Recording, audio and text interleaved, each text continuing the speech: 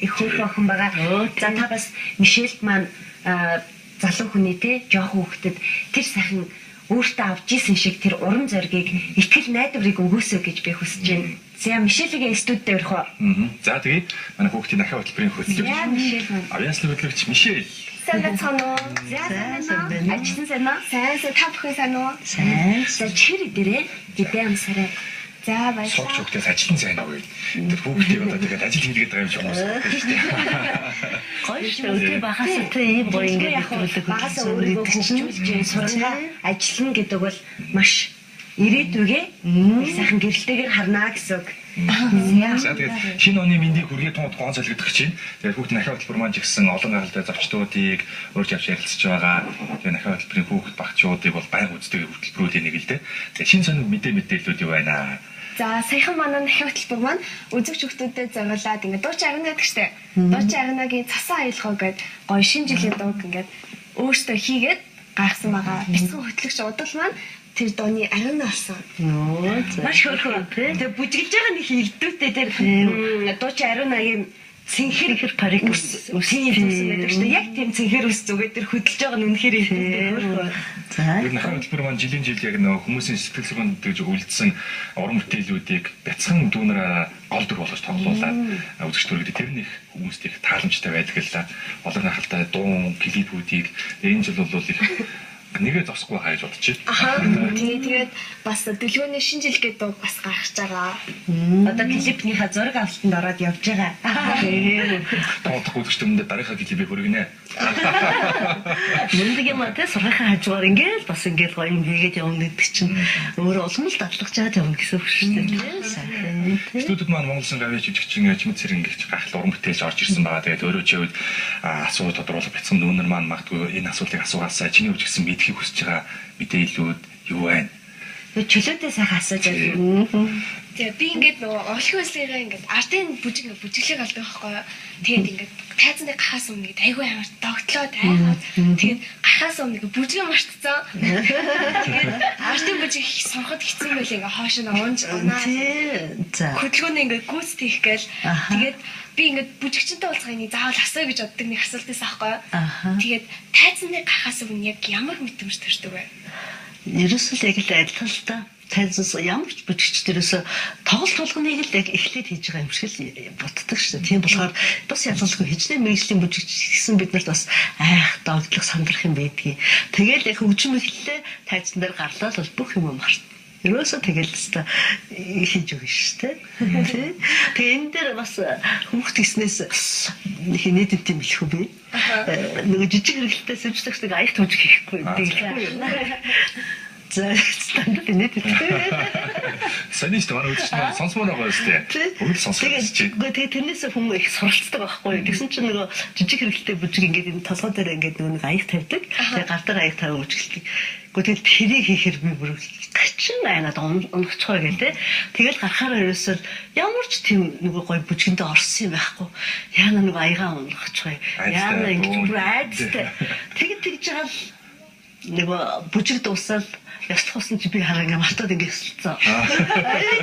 Тэгээд баяраа амгч. Тэгээд орж ирээд багш чи ямар сони юм бэ?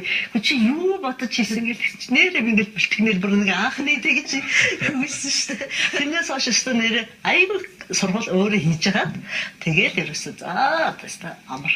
Тийм учраас ямар юм гэдэг чинь давталт хийх юм аюул хэрэгтэй гэдэг шүү. Би бас 10 жилдээ урлагийн үзлэгт их оролцдог байсан. Бас бүжгэлдэг байсан л да. Тэгээд аюул сандраа тэр урлагийн үзлэг гэдэг бол сурагч хүүхдүүд их том тайз. Тэгэлгүй яг тийм сургуулийн бүх хүүхдүүд үздэг, багш нар нь үздэг, эцэг эхчүүд нь заримдаа ярьж үздэг. Үнэхээр том сандраад юу хийх гэж байгаа мартаад тэгээд надад бол байгаагүй. Тэгээс анги төлөөлж олцдог. Тэгээд нэгт авахын төлөө явж байгаа гэж алцчихгүй гэж яг н ардын бүжиг одоо босод бүжгээс онцлог давуу талтай ч магадгүй энэхүү бахархах, энэхүү гахалтай тэрхүү зүйлийг бас их дүмдээ сурталчилсан яриа бол тийм ээ. Дэлхийн улс орнд мэдээж сонходог бүжигч гэх юм уу тийм ээ. Яриа бол яригдана л да. Тэр дундаас ардын бүжиг гэдэг утгаараа. Ерөөсөө л манай арт түмэн гэдэг чинь ерөөсөө л өгүүлэмжлж ирсэн маш сайхан юм баялаг бүтээлтэй улсууд шүү дээ. Тийм учраас ялангуяа манай баруун аймгийн улсууд ерөөсөө бие биелэхийг бүр ингээд бүр ахмад үеэсээ өглөөд нөгөө аав нь хуурдаад ээж нь биелээд хүүхдүүд нь сурдаг. Ерөөсөө ингээд тэгээд ерөөсөө манай артын бие биелэг ерөөсөө хизээж тавтагдчихгүй.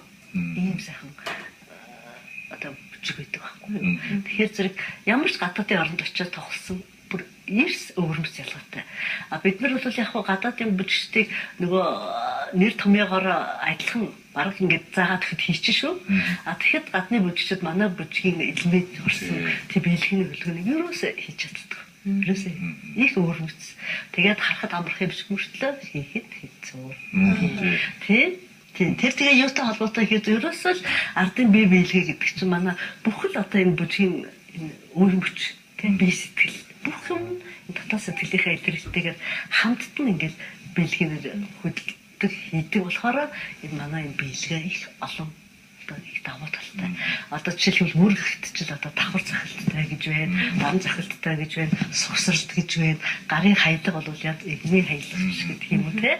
Тэгээд уйл зөөр ингээд дахин цацлага, тэгээд уйл зөөр гэдэг ингээд янз бүрийн хөдөлгөөн маш их баялагтай. Би хажууд нь модж хөдөлгөх юм байна. Чи үзэх чиг харсан чи бүр биш.